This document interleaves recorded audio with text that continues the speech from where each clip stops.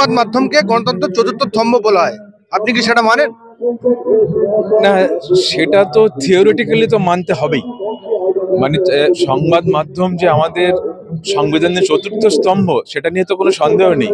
কিন্তু যেটা আমি বুঝতে পারছি আপনার প্রশ্নের মধ্যে, যে এই চতুর্থ স্তম্ভের ভূমিকা নিয়ে আপনার কোথাও একটা সন্দেহ আছে, সেই জন্য আপনি এই প্রশ্নটা উত্থাপন করেছেন।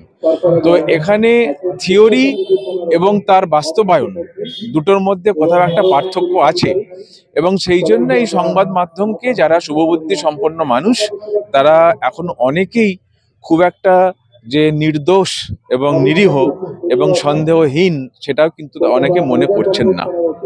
আমরা দেখছি যে বাংলাদেশে ইসকনের সাধু চিন্ময় কৃষ্ণ দাসকে গ্রেপ্তার করা হয়েছে, সেই নিয়ে আমাদের তথাকথিত বিশেষ করে পশ্চিমবাংলার কিছু মিডিয়া রয়েছে, তারা ব্রেকিং নিউজ করছে।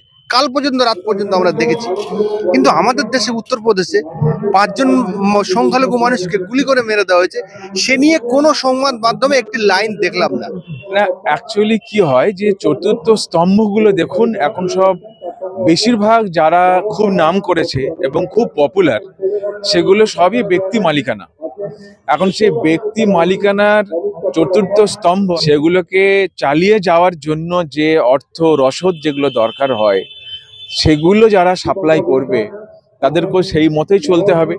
তখন তার নীতি নৈতিকতা সে কেমন করে বজায় রাখবে।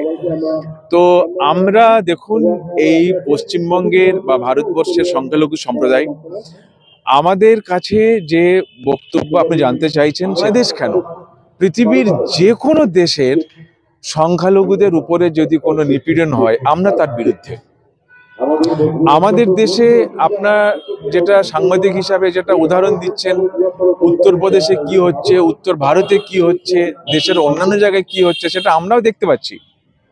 এখন সোশ্যাল মিডিয়া এত সক্রিয় যে সেটা আমাদের দৃষ্টির বাইরে যেতে পারছে না। কিন্তু ভারতবর্ষের সংখ্যালঘু নিপীড়নের কোনো আন্দোলন ভারতবর্ষে হচ্ছে না। এখন ব্যাপার হচ্ছে কি, যে সেইটা আন্দোলনটা কাদের করা উচিত? শুভবুদ্ধি সম্পন্ন মানুষেরই করা উচিত। তো এখন সেই মানুষের শুভবোধ যদি কোনো কারণে হারিয়ে যায়, তার যদি দৃষ্টিভঙ্গিটা কোনো একপাক্ষিক হয়ে যায়, তাহলে পরে সেটা ঠিক কথা নয়। তো যার সমস্যা তাকেই লড়তে হবে। ভারতবর্ষের ক্ষেত্রে হোক বা বাংলাদেশ বা পাকিস্তান, যেখানেই হোক, সংখ্যালঘু যেখানেই নিপীড়িত হবে, এবং আমাদেরকে তার বিরুদ্ধে কথা বলতে হবে। এবং আমরা আপনার প্রশ্নের এই উত্তরই দেব, ভারতবর্ষের যে শুভবুদ্ধি সম্পন্ন সংখ্যাগুরু মানুষ, তাদের কাছে আমরা প্রত্যাশা করব যে তারা সমস্ত ক্ষেত্রেই অন্যায়ের তারা বিরুদ্ধে কথা বলবেন। তারা শুধু একটা দেশ বা একটা স্থানের জন্য নয়, নিজের দেশেও যদি কোনো সংখ্যালঘু অত্যাচারিত হয়, সেখানেও চোখ বন্ধ করে থাকা ঠিক হবে না। রাম মন্দির বিতর্কিত, বাবরি মসজিদ ভেঙে রাম মন্দির তৈরি করা হয়েছে। আপনি কি এই খবর পেয়েছেন যে সেই রাম মন্দিরের এক সাফাই কর্মীকে ধর্ষণ করেছে? সেই খবরটাও আমরা তথাকথিত মিডিয়া দেখিনি। আপনি কি এই খবর শুনেছেন? এই সমস্ত খবরগুলো মানে না শোনাই ভালো। আর আমি আপনাকে প্রথমে বলেছি, কোনো খবর এখন লুকোছাপা করা সম্ভব নয়। আমেরিকার প্রেসিডেন্ট সকালবেলায় কোন বিস্কিট দিয়ে চা খায়, সেটা আমরা জানতে পারি, চেষ্টা করলে তা জানা যায়, বা সে খবরও আমাদের কাছে এসে যায়। মানে আমাদের কাছে বলতে সোশ্যাল মিডিয়ায় বলে আমাদের কাছে সে খবর চলে আসে। ফলে এখন কোনো খবর, আমরা মধ্যপ্রদেশে তো দেখেছি যে একটা মানুষের উপরে পেচ্ছাপ করা হচ্ছে, তো সেটা আমরা দেখতে পাইনি, লাইভ দেখতে পেয়েছি। বলে কোনো খবরই মানে ঢাকা চাপা নেই। তো সেই সমস্ত খবরগুলো মেন স্ট্রিম মিডিয়ার কিছু বাধ্যবাধকতা থাকে, তারা সেটা করতে পারবে না। কিন্তু আপনাদের মতো যারা স্বাধীন মিডিয়া, কারো তোয়াক্কা করেন না, নিজের মাটিতে দাঁড়িয়ে আপনারা কাজ করেন, আপনারাই হচ্ছেন আসল মিডিয়া। আপনারা যদি সেইটাকে সামনে আনতে পারেন, তাহলে আমরা সাধারণ মানুষরাই জানতে পারবো। মেন স্ট্রিম মিডিয়ার কাছে আপনি আশা করবেন না, কারণ তাদের অনেক ক্যালকুলেশন আছে, তার অত বড় কর্পোরেট হাউস চালাতে হয়।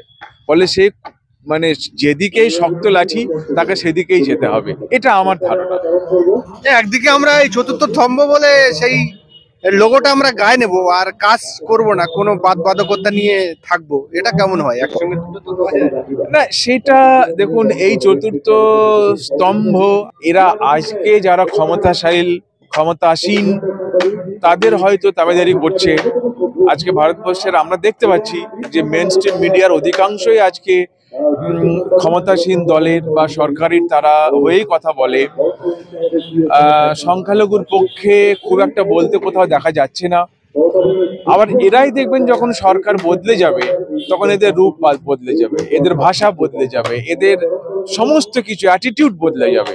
এটা আপনাকে অপেক্ষা করে দেখতে হবে। ফলে এদের নিয়ে খুব একটা বেশি আপনি চিন্তিত হলে আপনার দুশ্চিন্তা বাড়বে। মনে হয় এই সত্যটা বুঝতে হবে যে এদের যেদিকে জল সেদিকে কি ওরা জমা হবে।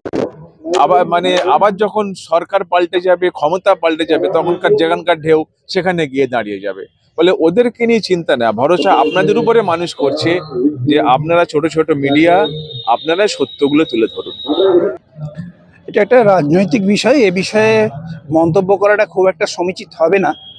আর যেটা প্রচার করা হচ্ছে সেটা হচ্ছে যে বাংলাদেশে অত্যাচারিত হচ্ছে, কিন্তু মনে রাখতে হবে বাংলাদেশে বহু সংখ্যক সংখ্যালঘু মানুষজন বাস করেন এবং সেখানে এখন যিনি দায়িত্বে আছেন ইউনূস অত্যন্ত সেকুলার লোক বলে আমরা জানি, কিন্তু পারস্পরিক বোঝাপড়ার যে সম্পর্ক সেখানে যদি রাজনৈতিক বাতাবরণ তৈরি হয় এবং সেটা যদি নির্দিষ্ট দৃষ্টিকোণ থেকে এবং রাজনৈতিকভাবে ব্যবহার করা হয়, সেখানে আমাদের মতো সাধারণ লোকের বক্তব্য না রাখাই বাঞ্ছনীয় হবে বলে আমার মনে হয়। আমার মনে হয় যে মানুষকে অনেক বেশি রাজনৈতিকভাবে সচেতন থাকতে হবে এবং মিডিয়াকে সচেতন থাকতে হবে, কারণ সংখ্যালঘু সব জায়গাতেই সংখ্যালঘুই থাকেন এবং তাদেরকে রক্ষা করার দায়িত্ব থাকে সংখ্যাগুরু। প্রকৃত ক্ষেত্রে যদি সেটা এরকম হয়ে থাকে তাহলে নিশ্চয়ই সেখানে আন্দোলন করা হবে, কিন্তু যদি অকারণে কোনো একটা স্বাধীন রাষ্ট্রের সার্বভৌমত্বকে ডিস্টার্ব করার জন্য এখান থেকে রাজনৈতিকভাবে সেটাকে পরিচালনা করা হয়, সেটা হবে দুঃখজনক। কারণ তার এফেক্ট আমাদের পশ্চিমবঙ্গেও পড়তে পারে এবং আমরা চাইবো এখানকার যে মানুষজন, বিশেষ করে গুণী মানুষজন এবং আপনাদের মধ্যে যারা সাংবাদিক মানুষজন, তারা প্রকৃত তথ্য মানুষের কাছে তুলে রাখুন, কোনো রকম আবেগের বশে নয়। প্রকৃত যদি ঘটনা ঘটে থাকে নিশ্চিত বলুন, কিন্তু প্রকৃত ঘটনা যদি না হয়ে থাকে তাহলে শুভেন্দু বললেন তাই আমি বললাম, এই ধরনের যেন সাংবাদিকতা না করলেই ভালো হয়। সংখ্যালঘুদের উপরে অত্যাচার হচ্ছে, এই খবর আমরা মিডিয়া, সোশ্যাল মিডিয়া দেখছি। তাদের পাশে দাঁড়ানো উচিত। আমরাও তাদেরকে নিন্দা করি যে এই বাংলাদেশে যারা সংখ্যাগুরু রয়েছে তাদের নিয়ে, কিন্তু আমাদের দেশ ভারতবর্ষে সেই জায়গার একটি রাজ্য উত্তরপ্রদেশ, সেই জায়গায় আমাদের দেশের সংখ্যালঘু দেখুন, যে কোনো দেশে কিছু মানুষ সাম্প্রদায়িক থাকে। ভারতবর্ষের সবচেয়ে বড় যেটা বিপদ সেটা কিন্তু পাকিস্তান কিংবা বাংলাদেশ নয়, সেটা হলো বুদ্ধিজীবী সাম্প্রদায়িকতা। এই বুদ্ধিজীবী সাম্প্রদায়িকতা থেকে আমরা যতদিন না মুক্ত হতে পারছি ততদিন কিন্তু এই ধরনের ঘটনা ঘটতে থাকবে। 4 জন মানুষকে মারা হয়েছে আপনার কথা থেকে জানলাম, কিন্তু তার মানে তো এই নয় যে গোটা ভারতবর্ষের বাকি সম্প্রদায়ের যে সমস্ত সংখ্যাগুরু মানুষজন আছেন তারা সবাই সংখ্যালঘুর বিপক্ষে। এটাও তো নয়, এটাও তো যুক্তিটা বুঝতে হবে। কিছু মানুষের কর্মকাণ্ডের জন্য সমস্ত মানুষকে দোষী আরোপ করা সঠিক নয়।